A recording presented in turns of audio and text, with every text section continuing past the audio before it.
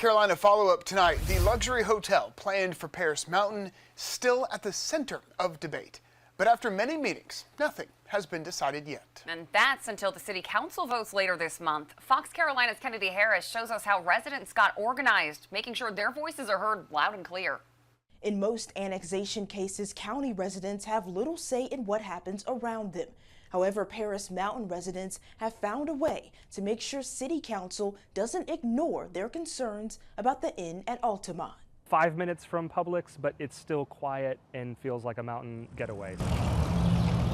Ben Alliers lived at the base of Paris Mountain for nearly 8 years. Before a few months ago, he paid little attention to the words annexation or zoning. That's somebody else's to think about. Doesn't really affect me. I'm sure someone's taking care of it. And that was my opinion. So before all this started, I knew just as much as the next guy, which is probably not very much. But when an annexation request for a luxury hotel next door hit the news, he hit the books. The optic is this was meant to be done very quickly, and hoping that maybe the public doesn't give too much of a pushback for it, and that's not exactly what happened.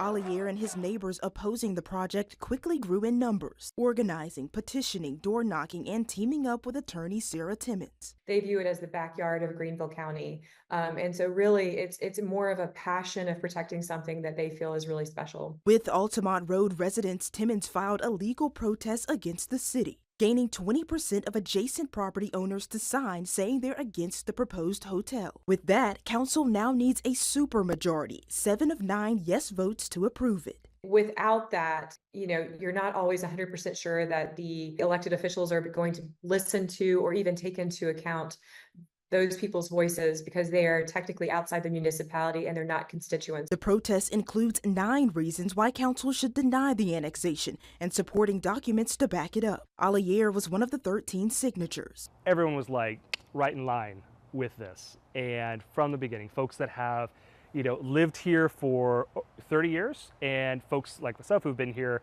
5-10 years, and neighbors who just moved in November. But the push isn't over, and their message remains the same. Kennedy Harris, Fox Carolina News. Now, the Planning and Development Committee will be meeting on Monday at 5 p.m.